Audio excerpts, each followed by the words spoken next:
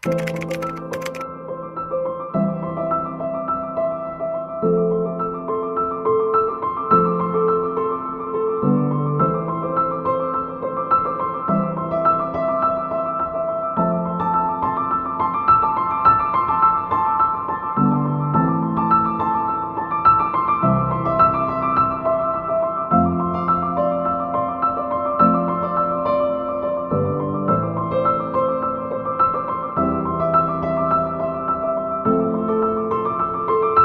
Jela Kitchen tuzajya tubagezaho uburyo wategura amafunguro atandukanye n'akamaro kayo.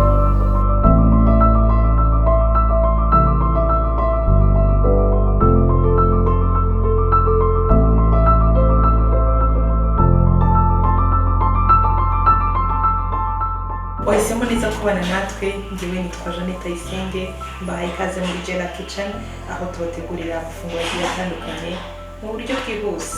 Uyu munsi rero tugiye kubategurira inyama zivanze n'amakaroni. Nk'uko mubireba aya ni amakaroni, izi ni inyama ziseye. Tugiye kubategura rero uburyo ushobora kubivanga bikaza kuryoha kandi mu buryo bworoshye. Rero tugitegura ibindi, amakaroni yacu tugiye kuba tuyashyize mu mazi, amazi yabize. Guteka amakaroni bisanzwe mu mazi ugashyiramo akunyu gakeya, nta bindi ushyiramo, n'ubuyatugusa gusa kuyashyiramo. Ubusanzwe amakaroni menshi agizwe n'ifu y'ingano, umunyu ndetse n'amazi. Akaba agizwe na vitamine zo mu bwoko bwa B1 ndetse na B2 zigira akamaro gakomeye ku bwiza bw'uruhu, imitsi ndetse no ku mikorere myiza y'ubwonko. Za nyama zacu rero turavangamo seleri cyangwa dania. Aha ku ruhande mfite chaperire, nkwibutsa ko udafite chaperire ushobora gukoresha umugati ugashyira mu tuzi dukonje ukavanga kaba kanombe akaba ariko wifashisha.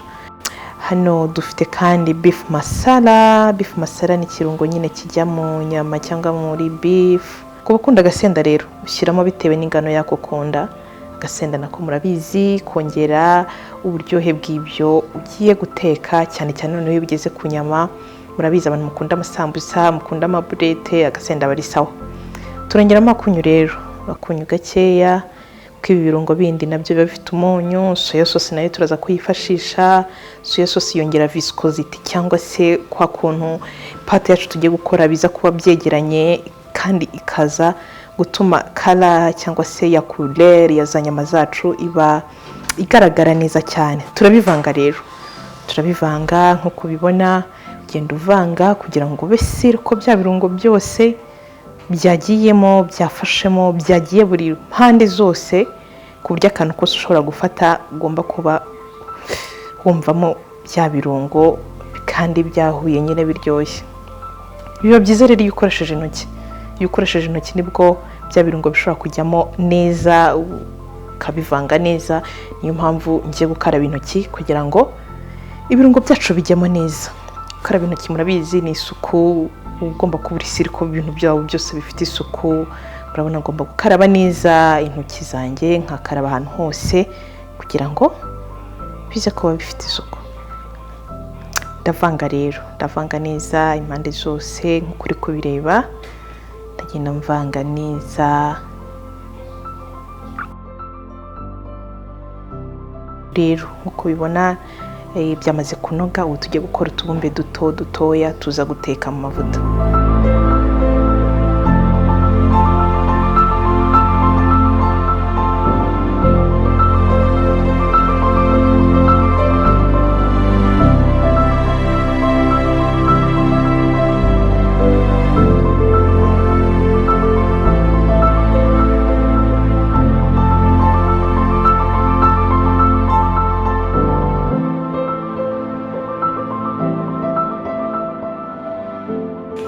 Murabibona rero meatballs zacu zarangiye cyangwa utubumbe tw'inyama.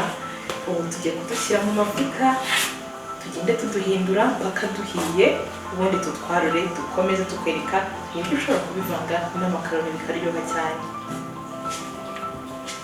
Amavuta yamaze gushya nk'uko bireba, amavuta yanjye yamaze gushya. Ngiye kugenda nturambikamo. Ikindi kandi ugomba kumenya ko ugomba kugenda uduhindura tutaza gushyirira, ukagenda uhindura neza. Nyuma y'iminota 5 uruhande rumwe ruba rumaze gushya, ukongera ugahindura ubundi tukaza kubyarura. Komeza ukurikira ikiganiro cyacu kugeza isomo rirangiye. Turakwereka uburyo ushobora kubikuza n'amakaroni bikaryoha, akaba ari ibiryo bimeze neza.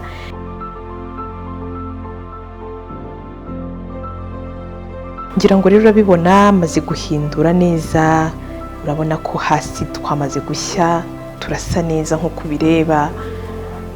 Mu kanya ugiye gutegereza indi minota 3, ubundi nsarure nzikure mu mavuta, ubundi nkwereke uburyo ushobora kubikuzana ya makaroni yacu twabanje guteka ku ruhande, bikaba bihuye kandi biryoshye.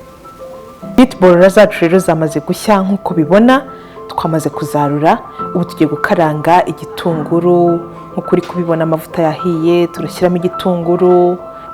Uko bibona turashyiramo poivron, tugende tuvanga neza dukoresheje akamamiyo nk'uko uri kubireba.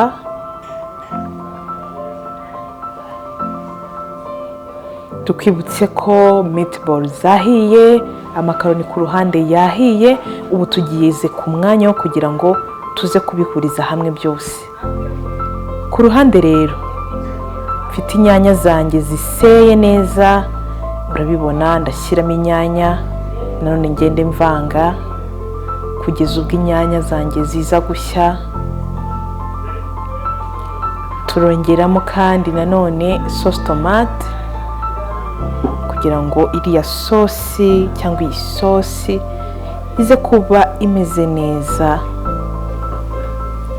Turongeramo rero sauce tomate,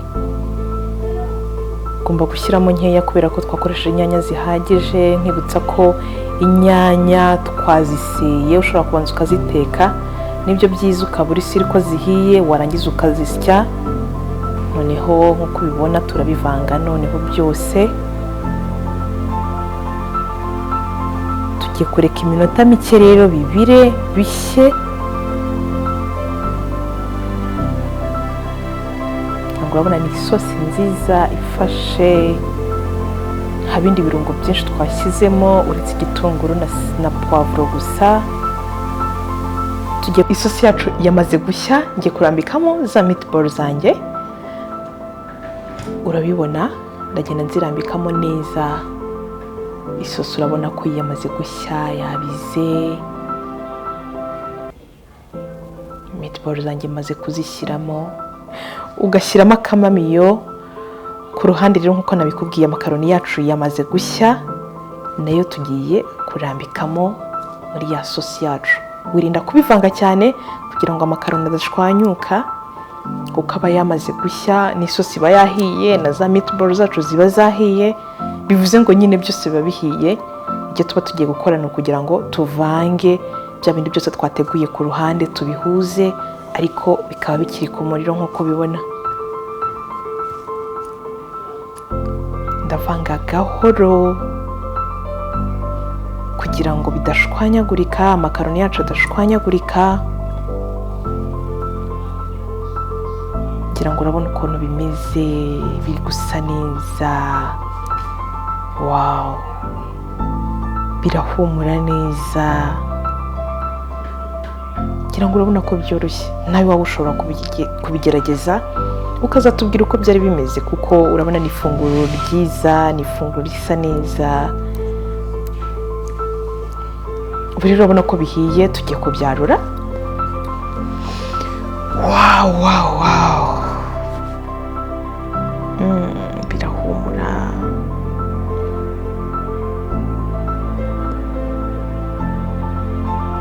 Ngira ngo urabona za meatballs zacu ziracyameze neza, amakaroni yameze neza. Rugiramo akaseleri cyangwa akapersile, urabona ko kadekora neza, bigasa neza. Ushobora gutegura iwawe. Ibiryo byacu rero byamaze gushya, bigeze ku meza, birasa neza, birahumura neza. Wow. Rero nawe niba wifuza tuzajya utegura amafunguro aryoshye, ntibibagirwe gukora subscribe. Jela Kitchen twaje turi igisubizo cy'ibibazo byose mwibaza bijyanye no mu gikoni.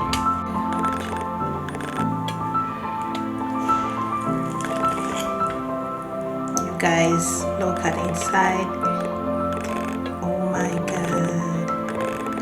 wakoze kubana nanjye na Jeanette Ayisenge nizere ko waryohewe wanyuzwe n'ibyo twagutegurira ifunguro yari meatballs iri kumwe n'amakaroni cyangwa spaghetti amakaroni yose wakoresha birawukunda kandi bikaryoha wakoze rero naho utaha bye bye